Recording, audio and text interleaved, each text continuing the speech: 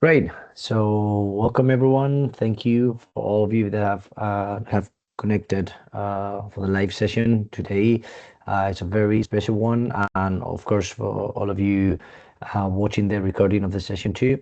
Um, we are almost there. We are about to finish the course. We have a couple sessions left, and in this case, it's a special one because we're gonna have a guest that is gonna share a lot of insights and experience, both being an entrepreneur and also being very innovative inside a corporation. He is a former student of this school. He studied the MBA on campus.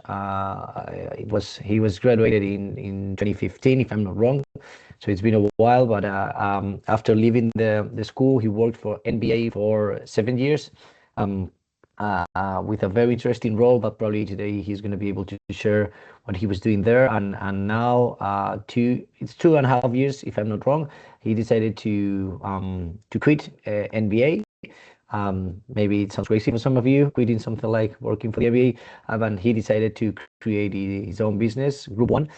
He's now co-founder and COO of the company, and they have been working in such amazing projects. He will be able to share. So I'll let you to welcome Pierre. Thank you, Pierre, for being here. Thank you very much for your time and for sharing your experience, your knowledge, and your time with us. So guys, feel free to jump in anytime during the session, make questions, take advantage of your time. And again, Pierre, thank you very much. Thanks, Javi. Pleasure to be here. It's always great to be back, either online or on campus. So hopefully you guys can get some good insights. So I think my screen works, so you guys should all be able to see the slides. This is the agenda for today. I'll start by introducing myself, so you guys understand my background and some of the things I've done prior to launching the agency. And then we'll talk about the agency, because I think that's important to set the table so you guys understand what we do, the clients we work with, and what we focus on. And then we'll move into what I believe is the most interesting part for you guys, is how I transitioned from the NBA to having my own business, with some experiences and some tips. And then we'll finish with some quick learnings after now more than 2 years running my own business. So with no further ado, quick introduction. So I'm from France, for the ones of you who haven't guessed, because of my name and my accent.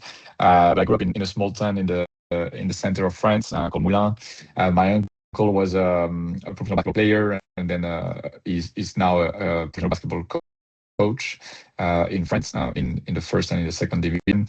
And so at the time, when I was a teenager, he was already, a kid and a teenager, was already a professional basketball coach.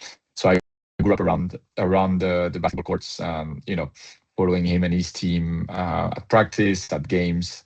And so from very early on, I knew that obviously basketball was my sport, and that sport was what I wanted to focus on and work in. I played, but quickly I figured out that I was never going to turn pro. I played until I was, I believe, 20 years old, at like a good regional level, if you will. But I knew I would never turn pro, so I decided to start studying sports management from the get-go. So as soon as I turned 18, I moved to Paris to join a sports management program that was undergrad. It was a new school at the time, because sports management wasn't something that was easy to find to study at the time. So in 2011.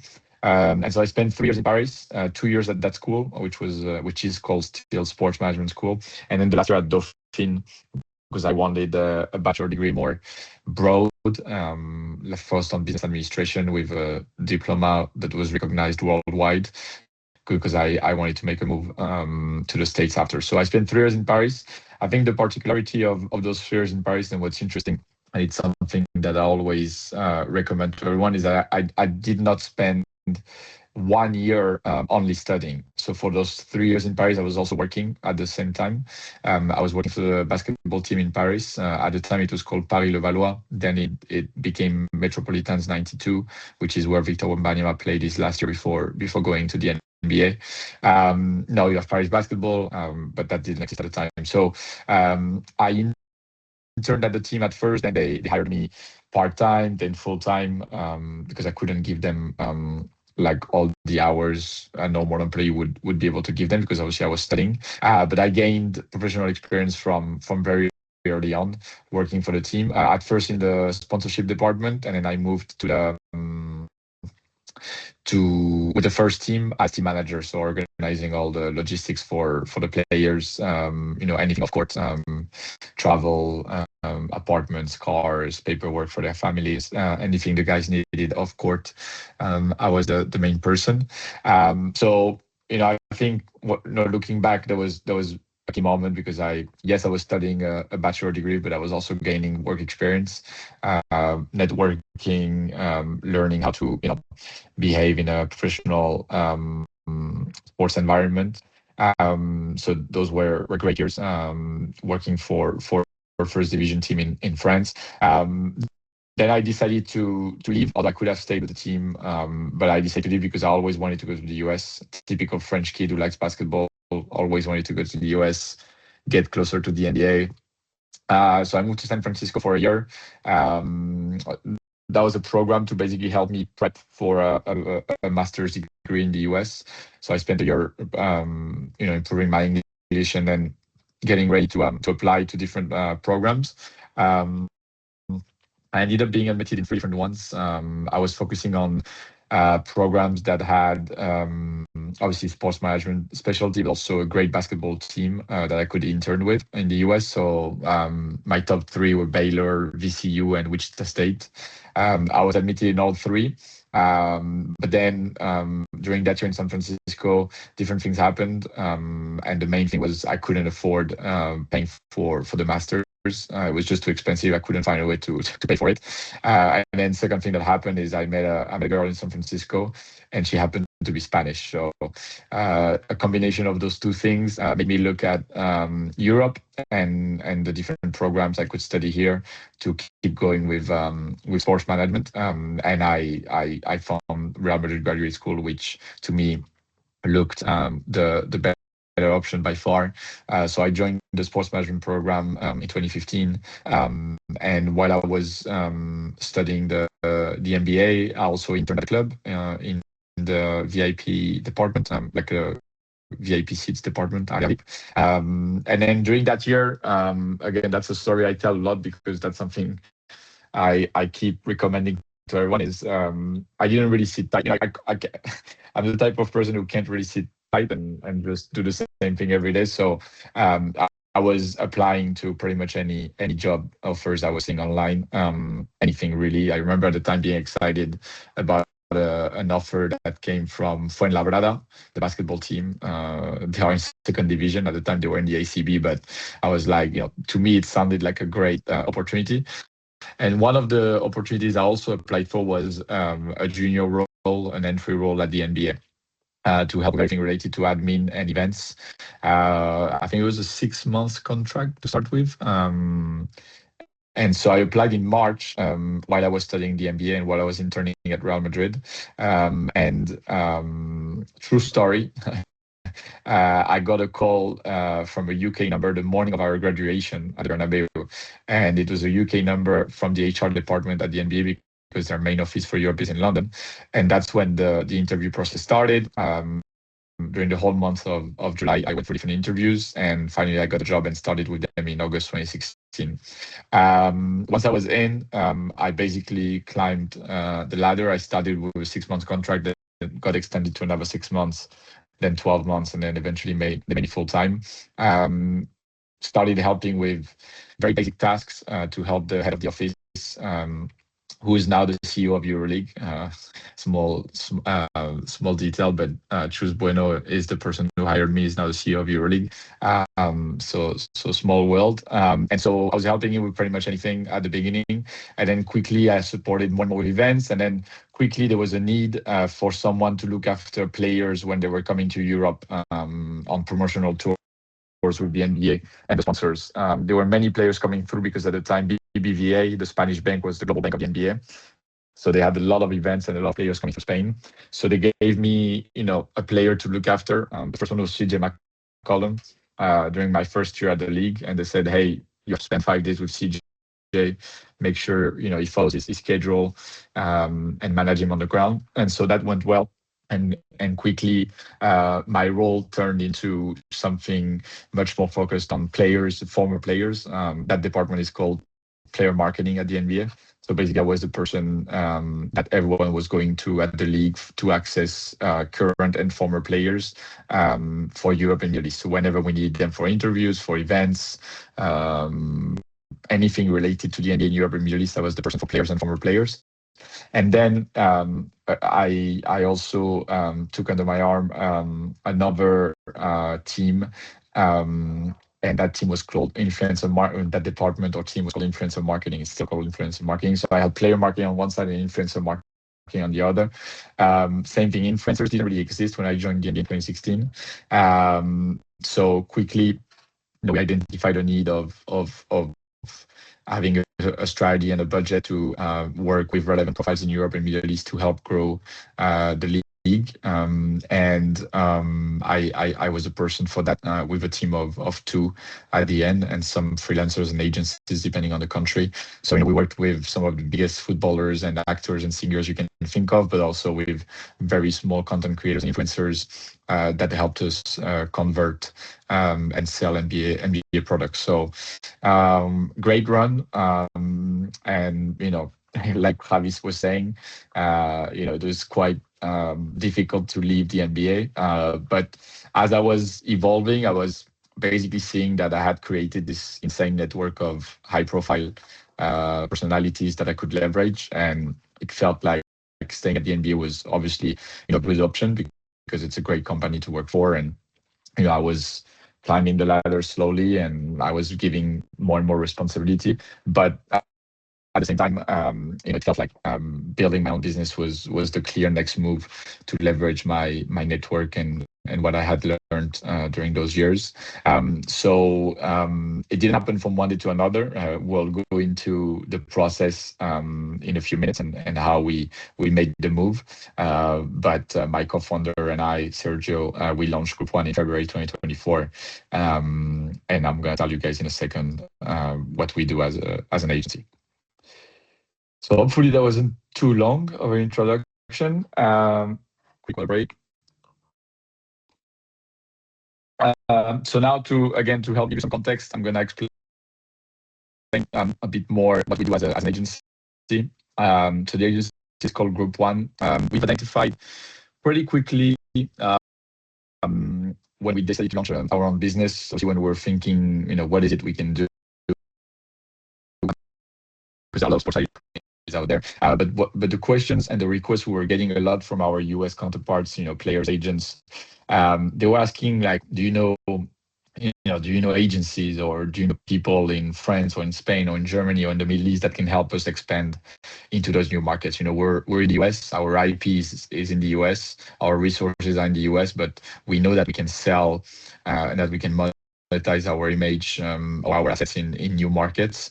We just don't know who to work with, how to do it, because obviously those are new markets to us, and we don't have the local expertise, the local contacts. So we've decided to focus on international expansion. We've decided to basically be a hub agency for anyone in the sports industry to expand into new markets. So we have three types of clients. We have the athletes and their agents on one side. We have sports properties, so the right holders like the NFL, like the NBA, the different clubs and franchises.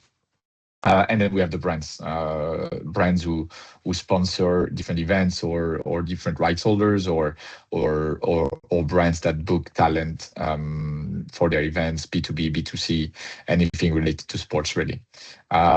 So that's the gap we identified.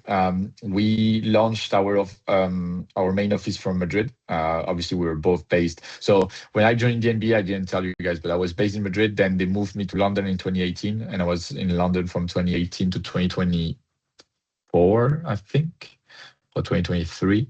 Can't remember.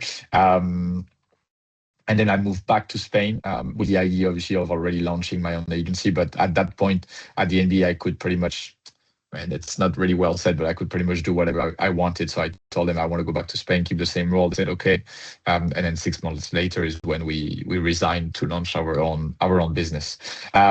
So we have our main office in Madrid. We have a secondary office in Abu Dhabi, and that's where I'm based full time. I'm in Madrid right now because the situation is quite delicate there at the moment. So I moved back to the family for a few months while things calm down. But I'm based in Abu Dhabi full time since September, and then we have a third office in Miami. So most of the team members are here in Madrid. We have some team members that don't have an office that are located in France and in the UK because we have clients there. And then I'm based in Abu Dhabi, and we have a last person based in the US for anything related to North and South Americas. So that's our footprint. Just to help you visualize the things we offer as an agency. So global fan engagement. So anything related to engaging new fans, promoting your IP in a new market, we can do, whether that's traditional marketing, PR, influencers, building small events, anything related to fan engagement in a new market. We offer that. I think the most the biggest example in terms of client is the NFL. We are their agency for anything influencer marketing, celebrity marketing in Spain and in France now since a few weeks, and potentially we're going to be doing the same in the UK very soon. So. That's a perfect example. Like the NFL, when they came into Spain for the first time, they had no one local working for them. Now they've hired a local team. They have a head of marketing for Spain. They have a head of events for Spain. They have a GM for Spain. Those are all things they didn't have at the time, so they needed local agencies to support them. And so we started working with them a year and a half before the first NFL Madrid game, and we built a talent program in the long term where we worked and we're still working with a select number of profiles to help grow the NFL's awareness in the country. The challenge for them is that when you think about the NFL in Spain, and when you look at influencers, celebrities, no one is really attached to the NFL. And so what we told them is we're going to have to create those profiles from scratch.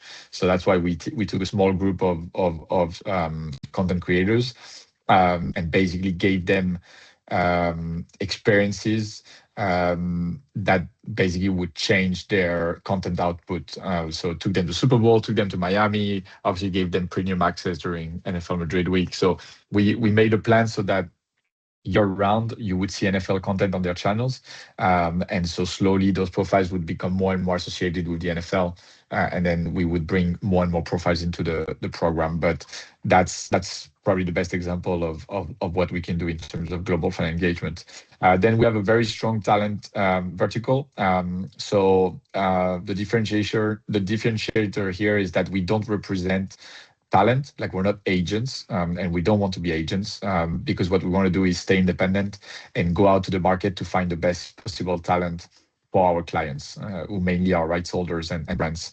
So instead of being the agent of Thierry Henry and I don't know, Rudy Fernandez, for example, we go to them whenever and wherever we have a client that wants to work with them. And so we prefer to be independent because that gives us the flexibility of getting anyone, while if we were agents as such, you have to constantly sell the same profiles over and over again. And we, when we look at the market and all the existing agencies and agents, we think that model obviously is more than present already. So we prefer to go with a different model where we don't represent anyone full time. So here again, a good example is the Ministry of Tourism in Abu Dhabi, DCT, Department of Tourism and Culture. So we do a lot of talent bookings for them, mainly athletes. The last example to date is the F1 in Abu Dhabi, where we had three out of the four CBS Sports Golasso members, Thierry Henry, Micah Richards, and Kate Scott. We also had Ronaldinho at the F1. So anytime they have high-profile events and they want to bring celebrities, we are the ones bringing the sports profiles, the athletes or the former athletes, let's just say, to Abu Dhabi to position the city as a tourism hub, as a sports hub. Then experiences, we call it experiences more than events because we're not an agency that can organize large scale events. We won't organize a fan event like you've seen the Miami Dolphins, putting on a fan fest in Plaza de España a few months ago. We were working with the Miami Dolphins, but we were doing PR and influences for them, not events. You have obviously much bigger agencies for that, but the events that we put together are much more premium and private, I would say. So you have the photo you see here is the annual party hosted by the EuroLeague Players Association every year at EuroLeague Final Four. So we organized it last year in Abu Dhabi. We organize it again next week in Athens. So those events are private. Only 200 guests, players, former players, families, agents. So those are the kinds of events we organize. We do the same for the NFL. You'll see some example later on. So we organize more boutique events, I will say, rather than large scale. And then finally, we have a strong commercial arm dealing with sponsors and negotiating sponsorship deals. We have an upcoming announcement soon with a Spanish brand that's gonna be an official sponsor of the Chicago Bulls. The example you see here is a deal we negotiated between Ted Baker and Vero Boquete for the last Euros in Germany. She was the first ever female commentator on Spanish television for a male competition, football competition. So this was a great project for us. But again, we act as intermediaries in commercial conversations between rights holders and brands. So those are our four main verticals. Those are some of our best clients, not the only ones, but some of our best clients. You can see here a nice mix of rights holders, brands. You don't see any athletes there. The reality is that's already a key learning, I would say, from these first couple of years. But we're making much more money from rights holders and brands that we make from athletes. We actually only have a couple athletes that we work with on a monthly basis. One of them is AJ Mitchell from the OKC Thunder, Belgian player who's actually killing it this year with the Thunder. And so, we have a model where his agent takes care of anything US related, and we take care of everything Europe related because he's from Belgium originally, but his agent is based in the US. So that's a great model for us, and that's exactly why we created the agency, to be complementary to agents rather than being agents ourselves. And then finally, hopefully you guys can appreciate the videos while I share screens.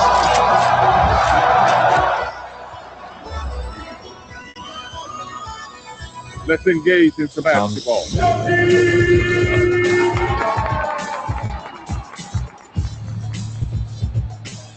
Not sure if you guys hear the song or not, but either way, this is an event we organized with Sanitas last year, and we brought Scottie Pippen to Madrid. We have another one with them actually in a couple of weeks where we'll have Simone Biles attending. So that's a great example of big brand coming to us to secure big time talent. And again, that's the differentiator because our access is very direct. Thanks to our time at the NBA, we know all these people directly or almost directly. And Sanitas at the time, when we first started to talk to them, they were like, yeah, no, we don't really need you guys. We're talking to a couple of US agencies and they're telling us they'll bring Michael Jordan or Magic Johnson. And we knew that it wasn't doable because we know these guys, we know how much money they ask to move. And we let them, we said, okay, well, come to us if you need anything. And, a couple of weeks later, they were calling us saying, well, actually, neither Michael Jordan or Magic Johnson is coming. Can you guys bring anyone else of that same level? So I think that's what we want to show clients, have them give us the first opportunity to show what we can do in terms of access and then build from there. And, we did Scotty with them last year. We did Elsa Pataki, who's not even a sports talent, but again, we had direct access to her. So we booked Elsa Pataki for a campaign for them. And now we're bringing Simone Biles. So that's a great example of, securing a client and then building from there. The second one is NFL Madrid. That's just the video of the pre-game party we organized for influencers, which was sponsored by Primark. But we had a big involvement during the week because anything talent related was under us. So, any influencer, celebrity content creator being invited to an event, activation of the sponsor was managed by us. So we were working for the NFL itself. We were working for the Dolphins, the Commanders, and the Chiefs as well, who have marketing rights in Spain. So that was obviously a game changer as well for the agency, being involved on so many different fronts for a major event like this one. F1 Abu Dhabi, I mentioned it when we brought the CBS Sports Grabacio crew to Abu Dhabi a few months ago. So obviously you guys can see that it's not only about getting them to the F1 race, but also using their time there to promote tourism. This was a morning desert safari, but we did many other activities so that the Ministry of Tourism could capture that content and use their image to promote Abu Dhabi as a prime destination. And finally, I was talking about events, experiences. That's the latest one in date. We organized for the NFL in Paris, a private watch party for Super Bowl. Where we only had celebrities and influencers invited. There was 75 people total. And, you have to create a whole concept. We had a private performance by a famous French rapper, RSCO. And you have to create a concept because it's not easy to move these people at midnight on a Sunday in February. So, how do you create a concept? How do you invite the right people so that they want to be there and they stay until very late in the night? So that's the summary, the highlight reel video of that party we organized in February in Paris. So hopefully you guys can better visualize now the type of projects and clients we work with as an agency. And now I'm gonna tell you guys how we transitioned from obviously very comfortable roles at the NBA to launching our own business. So to start, obviously we were very, like I said, comfortable at the NBA. We had people reporting into us. My business partner Sergio was the head of marketing and growth. I was the head of player and influencer marketing. So he was based in Madrid. I was based in London. We were very good friends because we joined pretty much at the same time. But we were talking a lot about launching our own business. Everything started actually when we both became father the same year. I had my paternity leave first, and then he had his daughter a few months later, so he was also on paternity leave. And so that's the time where really we started to think, okay, like we have a real opportunity to using that downtime to build our own business, and then see, when we present this to people, like, check if this has leg, and if we want to move forward, or if we just stay at the NBA and continue with our current path. So everything started from having some notes on our iPhones, notes that we were writing down during our trips, because we were traveling a fair amount together for events or for different campaigns with the NBA. And then during that paternity leave is when we used that time to really move that from notes to a proper pitch deck that we created. The screenshot you see on the right is the actual screenshot of our cover slide for the deck we created on Google Slide at the time. So those are obviously awesome memories, us spending time at night after our respective daughters were asleep, putting that document together. And just to give you guys an idea of how we structured it, I always say that, even now in the agency, when I talk to our guys, like I always say that people don't have time. People have less and less time. And so when you create documents, like you have to go to the point. Obviously, it has to include everything relevant, and it has to be well built. But I'm really against long documents and a lot of text, because people don't have time to digest all of that anymore. So we created a pitch deck with the following slides that you can see here. We had the exec summary to start with. Obviously, a big focus on human capital, because when you build something like this, it's all about who's building the business. And then what's our value position as an agency? So what I told you guys about international expansion, quick analysis of the market with the different strengths, weaknesses, opportunities, and threats.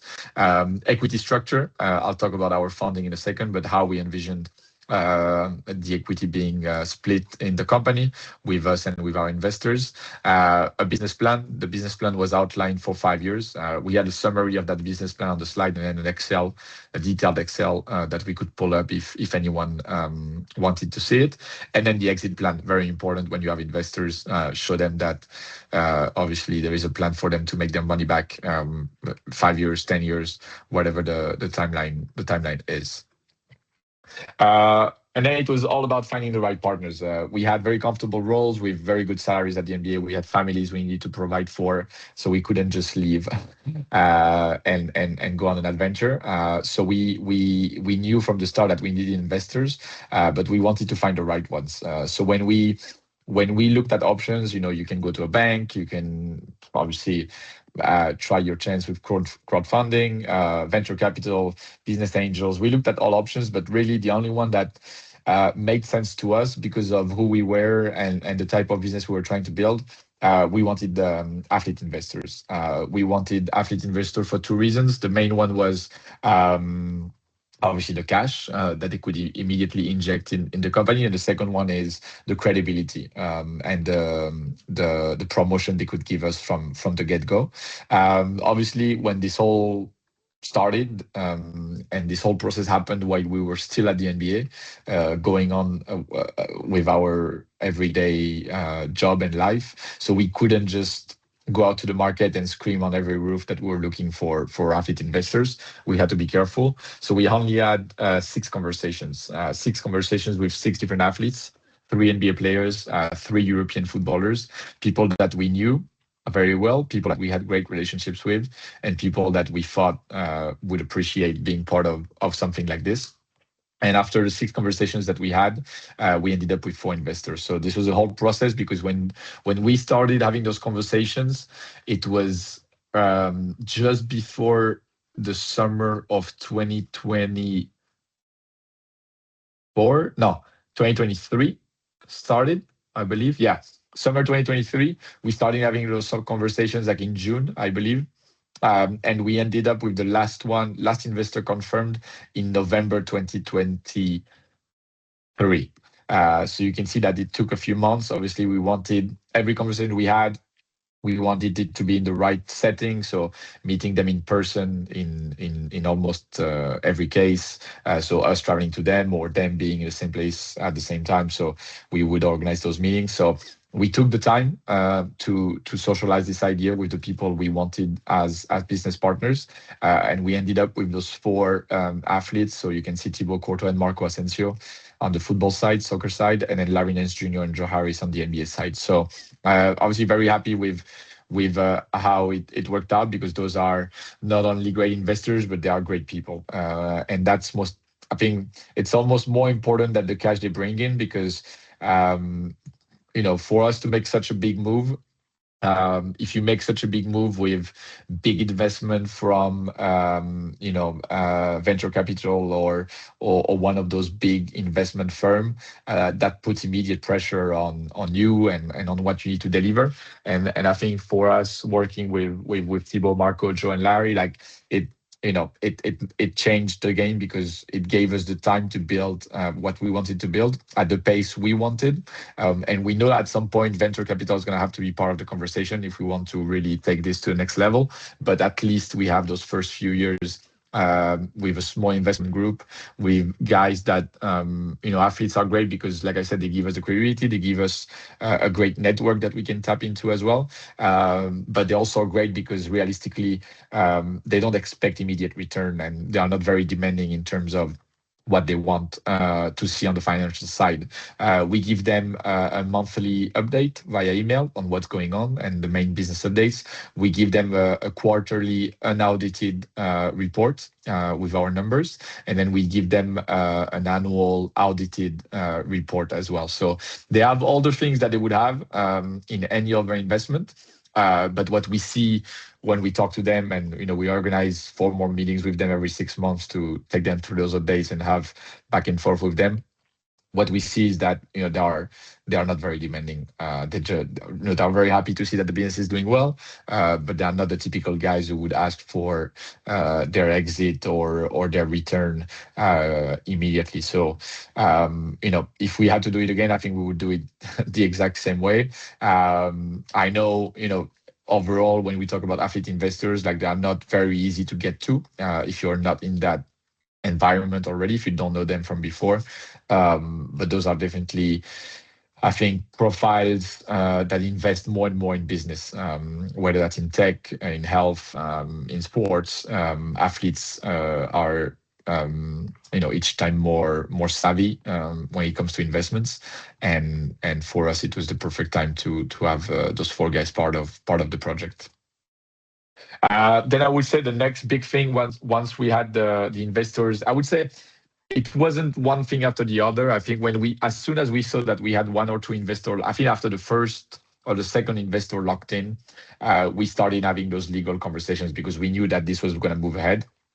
With 2, 3, 4 investors, we didn't know exactly how many, but we knew that this was a go.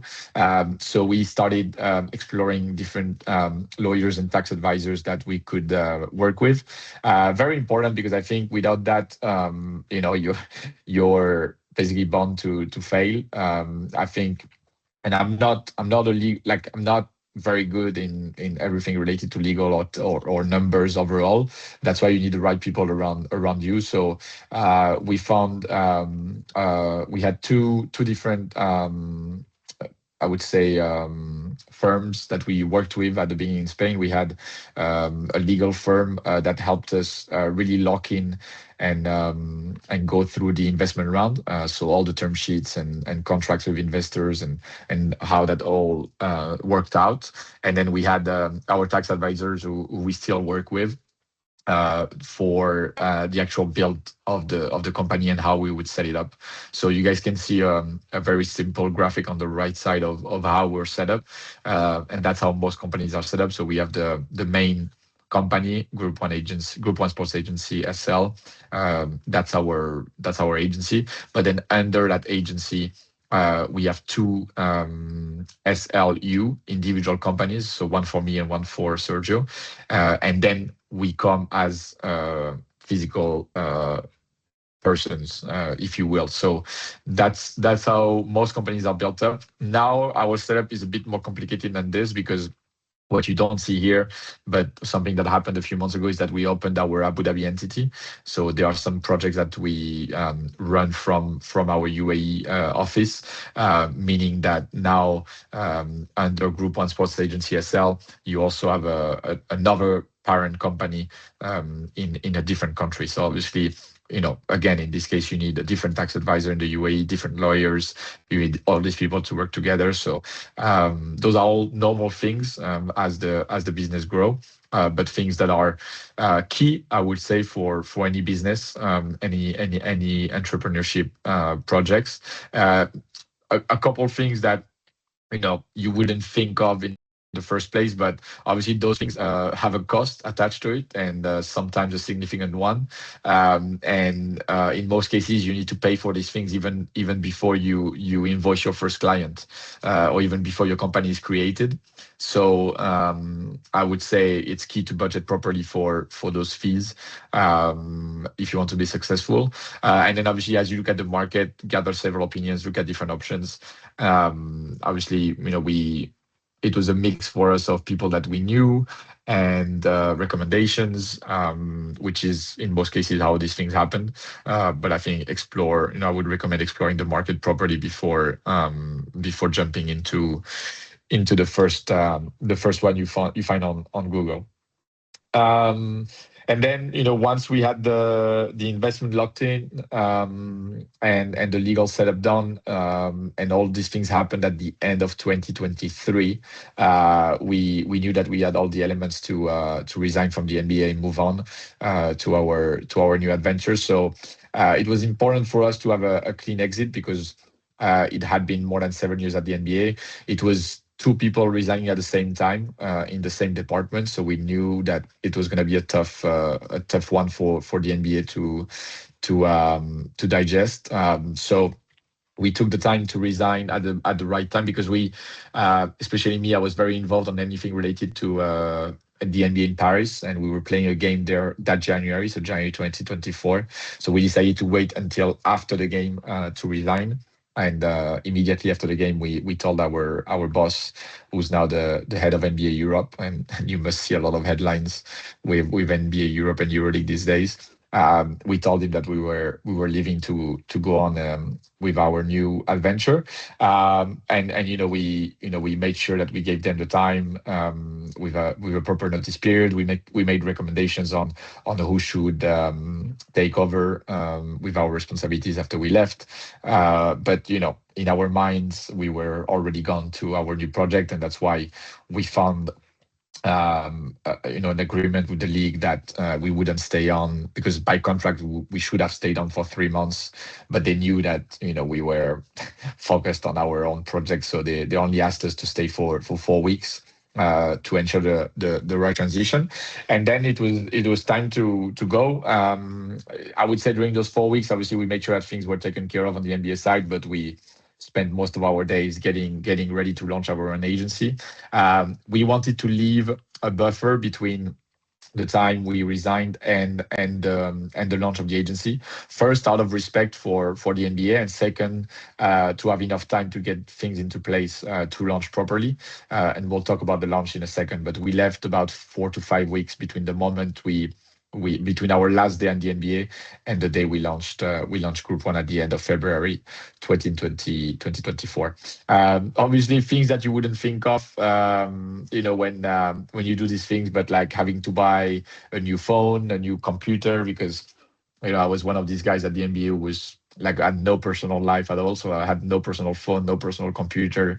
Everything was just on like NBA, NBA, NBA. So getting all these things ready, and then the most important one was also take a proper break before moving into this crazy adventure, because it had been an intense 7 years at the NBA. So I told my wife, hey, we need 1 week off, and at the time my wife was pregnant with my second child. So we took 1 week off. We went to Cadiz, and this picture is actually where we stayed for a week, far from everyone and everything. And we took time to properly reset before launching the agency at the end of February. The launch moment for me is very important. I'll tell you why in a sec.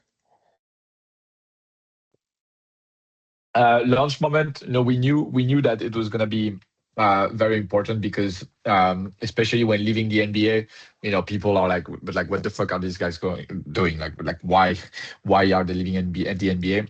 And what are they doing with their life? So telling the world what we were up to, and telling the world in the right way was key for us. So we spent, again, not only those 4 or 5 weeks between our last day at the NBA and the first day of Group One, not only that time, but even before, we spent time investing into our own brand identity, with our logo, our website, social media channels. Then we also ran a dedicated PR strategy for France and Spain and the US. So France and Spain, we did it on our own, because I have my own contacts in France. Sergio, my co-founder, has his contacts in Spain. So we set up interviews with us and with our investors as well, to help amplify the news when we first started. And then we hired a PR strategist for the US, because to us, that was a key market to explore from the get-go. And we wanted to have some coverage there, especially because we had 2 NBA players and pretty significant European footballers involved. So again, we had some US coverage with interviews, including us as co-founders and also our investors. And then finally, we added a gifting element to our launch. We created 25 gifts for our most important contacts, to basically tell them what we were up to. So we shipped 25 of those items you see here on the pictures, which is it's a boot. Basically, it's a mix of a basketball shoe, a Jordan 1 at the top, and a soccer/football boot at the bottom, with our logo and our brand identity. And obviously that came with so it's a 3D print, so it looks like a real one. Obviously not real size, but it's a 3D print. that we ship to our 25 best contacts with a personalized letter as well. So again, that's something that helped amplify the launch moment. And you can see here that we had things in terms of this launch strategy. We had things more, I would say B2C, so that everyone could see on our website, social media, PR, but also B2B with this gifting strategy that we put together. So again, those are all things that we took time to do well, but also things that we took time to invest in because those things are not free. And I think now it's probably cheaper than when we did it because I think now the AI tools are just insane. Even us, like we're learning every day with AI and the things you can do. And I think, you could probably do everything we did for half the price or a third of the price with AI. I will say the thing that doesn't change is, which I covered on the previous slide, but I didn't mention, like anything related to IP registration, your name, your logo, colors, product. That's something that you need to really be careful with as well. Make sure that you have the right registrations in the markets that you want to register in. Is it just Spain? Is it just wherever you are, or is it worldwide? Obviously, that's different pricing depending on what you're registering. So all these things are also very important before you even start operating. So that's a quick summary of how we transitioned from very comfortable positions at the NBA to launching our own business. I mean, I think when we presented the agency, you guys saw where we are as a business now. It's 15 of us now in the agency. We are in 3 different countries. We have pretty amazing clients. So it feels like it's really working. The reality of launching your own business is that every week is quite different. I always tell my wife, like, there are some weeks where on Monday you feel like shit, like we have no business or no new business, like this is not going well. And then you get to Tuesday evening, you're like, shit, you have too many new conversations. Like, I don't know which one to prioritize. So some weeks are very fast paced. Some weeks are very slow paced. It's really up and down. I think you have to, it's really important that you feel comfortable being uncomfortable in that environment because it will be different. You will be doing things that you have no idea how to do. But that's what's awesome about this experience is you get to learn every day. We used to work in a obviously basketball heavy environment. One of our issues at the NBA was, 2 issues really. Was first, in those big corporations like the NBA, like you have very little freedom to innovate. It's really hard to get new things off the ground. You have a lot of blockers, and we felt frustrated with some things that we wanted to do, but it just felt like it was impossible. And then the second is, like the I don't know if redundancy is the right word, but like every season was very similar. Start of season, Christmas games, All-Star break, NBA playoffs. Like we had some summer events with players, and it was all great, but it just felt like every year was a bit the same. So now what we get to do is very different. We work with IndyCar, with MotoGP. I'm going to Barcelona this weekend, with NFL, with so many different sports, right? Tennis. So we get really to you get to challenge yourself in working with different rights holders and brands. And one day you do PR, 2 hours later you do a social media plan for someone, and then the next day you organize an event. It's very diverse, and I think that's what we appreciate about having our own business. If I have to summarize 4 key learnings after 2.5 years, and I did the same class last year with a similar group. And when I looked at the deck to see if I wanted to update anything, I actually didn't update any of those key learnings. So my key learnings at the end of year 1 are pretty much the same at the end of year 2. I would say first one is people over everything. And what I mean by that is, at first it was just Sergio and I co-founding the agency, but really quickly we realized that we were I mean, we couldn't do it alone. And so we hired a couple people, one person in the US, Lindsay was our first hire. Then she left and worked and went on to work with FIFA after, I think, 14 months or something. So now we have a new person in the US, Patrick. But, hiring the right people, and not only hiring them but also taking care of them and making them feel part of something bigger, is really something that we spend time on, because agency life, and small business life, like I was saying, is really up and down, and you need them to be very reactive, and that you need them to go on the same pace as you.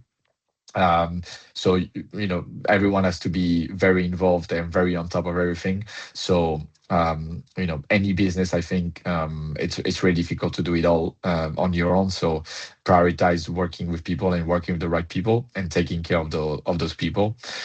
New business is the most difficult thing to do in any project like this. Generate new business. We had a lot of contacts from our NBA days, and even prior to the NBA, because Sergio worked at La Liga, at Manchester City. Obviously, I spent some time at Real Madrid, in France, working for the team. But it just felt like, okay, now we're on our own. How do we convince all those people that seem like good friends or people that care about us, but how do we convince them to hire us, right? And that's the most difficult thing, generate new business. I will say you have to be patient. You have to know that, it's not because you have one conversation that the next conversation will be the final one and people will hire you. When you do your business plan, and when you plan your year or your month or your quarter, you have to know that a conversation that you have today.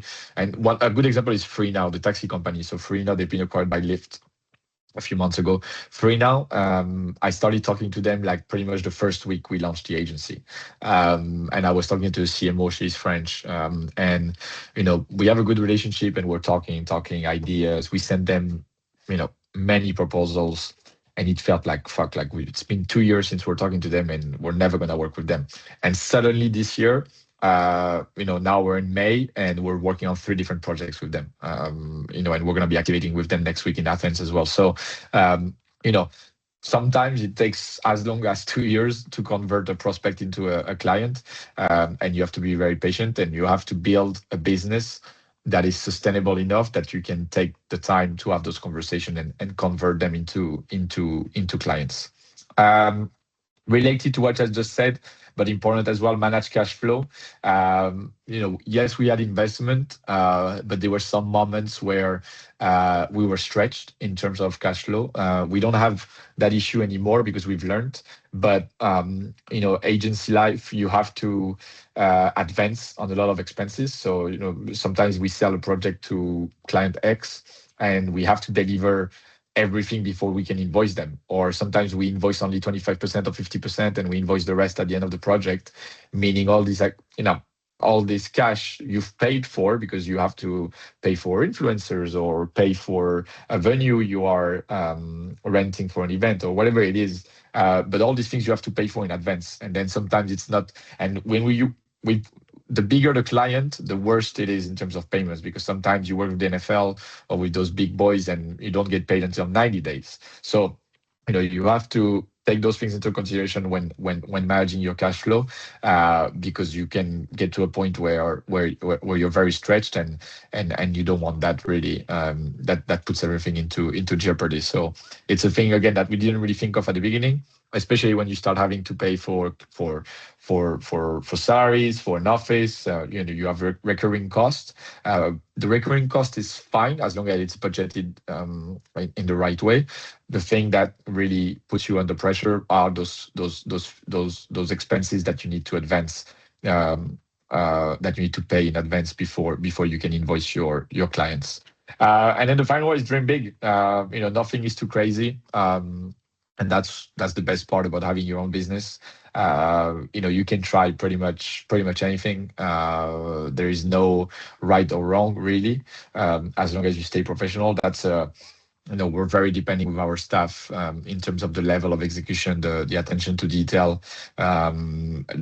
We think it's really what's going to differentiate us from other agencies, because it's a very competitive market. But in that process, there is no bad idea. And we have a small office here in Madrid, in Chambéry, and there are several crazy ideas each day, and some of them do come through. So I would say, once you're stable and once you have a business going on, take some shots, because it's always worth it. This is a quick together at the end of our first year. You can see some of those launch moments I talked about, and then some of the events we attended as an agency, and some of the events that we worked on as an agency as well. So that was the video that we produced at the end of year one. There wasn't a video at the end of year two, that's why I didn't include it. But again, awesome ride. Very happy that I get to share that experience with you guys. Hopefully, it has been beneficial. I don't know, it's not, and I know it's not the point of the class. It's not very theoretical, but that's the reality of how these projects come to life. Every story is different, and hopefully this one is a good example for you guys. And now we'll take a few minutes to answer any questions. I know it's a pretty big, well, actually 20 people is not that big, but it's a pretty big forum. So if anyone does like unmuting themselves now to ask questions, feel free to reach out after the class. But if not, we can take a few minutes now to answer your questions.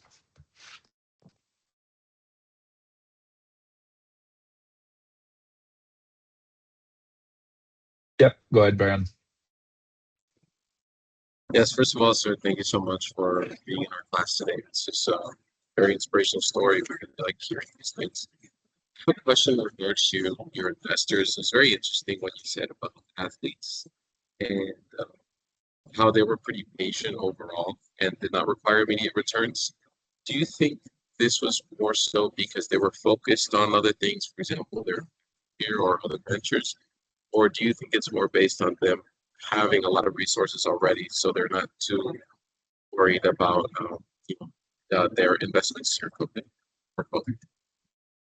Yeah, I think it's a mix. I think it's mainly about your first comment. It's mainly about them being busy with their main occupation and job, which is win games. So that's the main reason. And the second one is, I think, the level of investment compared to their overall wealth and income is not as significant as it would be for any of us, right? So those two things together combined for it to be a safe investment for them, because even if it goes wrong, it's not a big risk.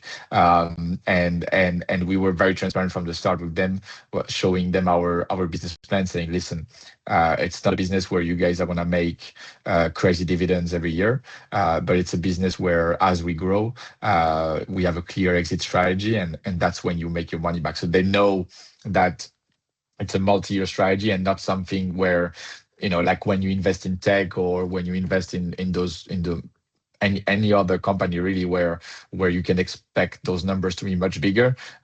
We have good numbers and our bottom line is good, but at the end it's a service market, right? We're selling services, we're not selling products. So obviously it's much harder to scale and it's a longer process. So, I think we're very transparent from the start with them, and they saw the opportunity, mainly because, like I said, there was no agency in the market focusing on international expansion, and I think them as athletes, they experienced that lack of offering in their everyday lives, and they saw the opportunity for us to launch and for them to be part of it. Thank you. No worries. Other questions?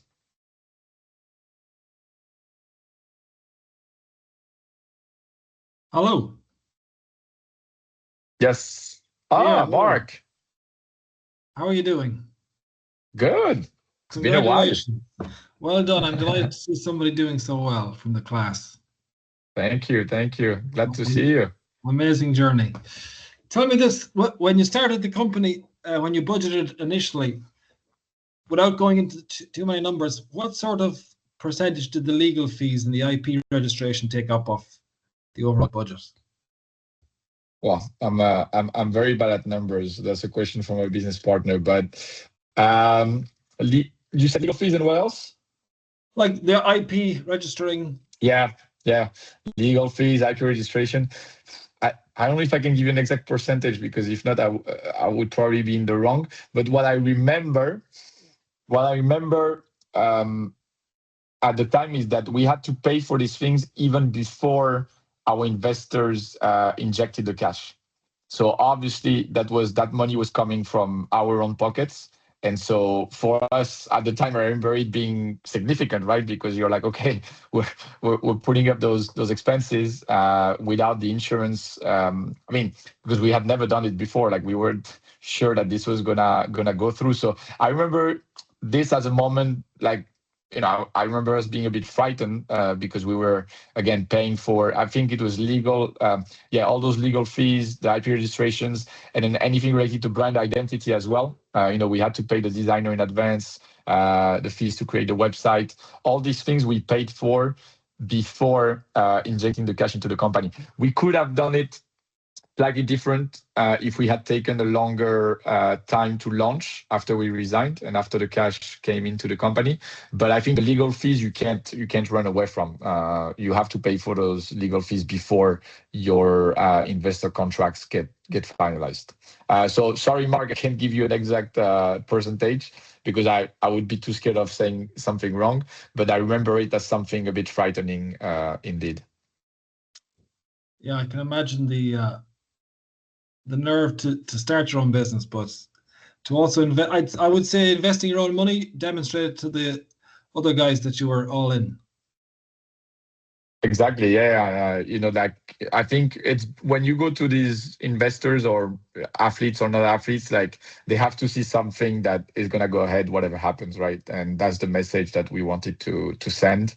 And yes, they were looking at a deck, but they were receiving term sheets from an American lawyer. Like they were seeing something serious, and they were seeing that the process was moving quickly, rather than us having a conversation with an investor and saying, yeah, we'll be in touch with the next steps. And then it takes you 3 months, 6 months to move ahead. We wanted things to move quickly and keep up that momentum, especially because those guys are hard to get hold of, right? So once you have their attention, you want things to move quickly. Very good. Well done. Keep it up. Thank you, Mark. Great to see you. You too. Anyone else?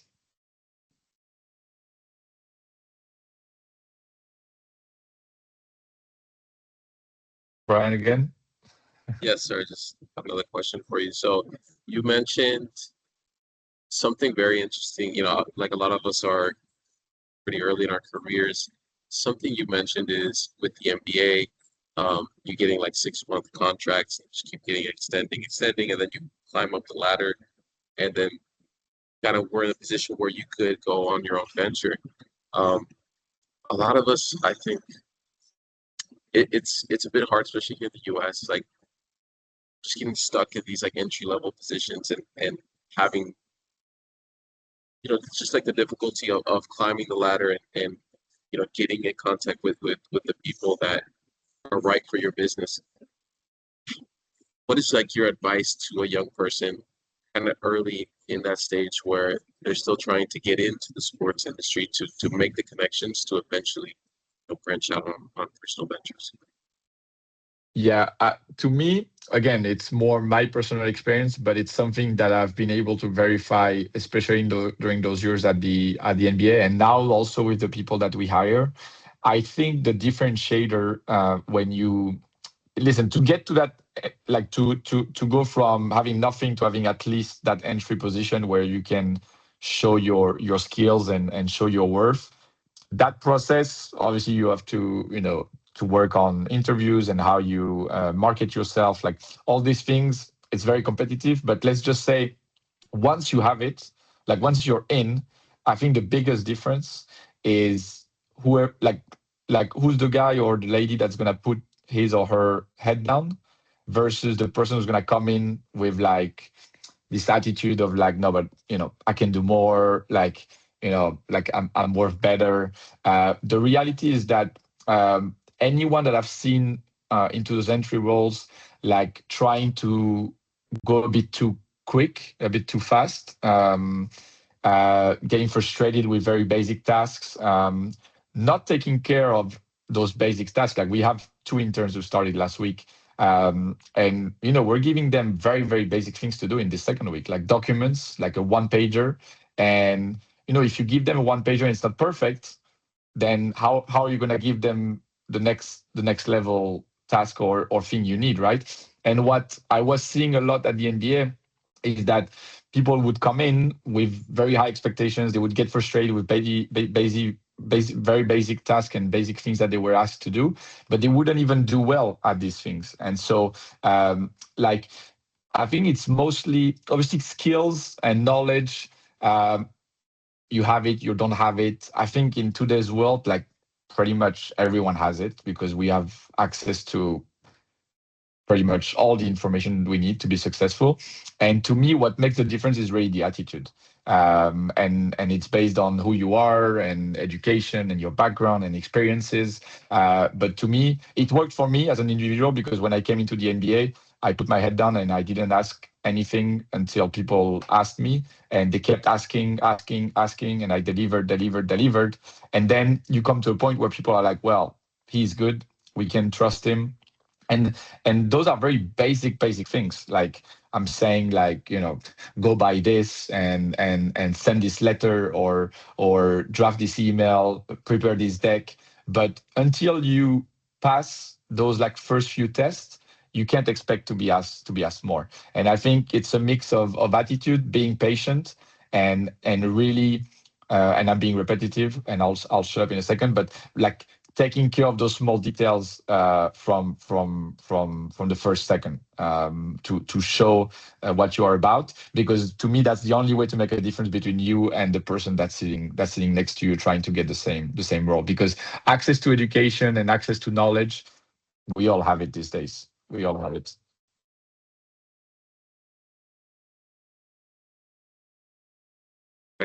Thank you so much. Anything else before we wrap up?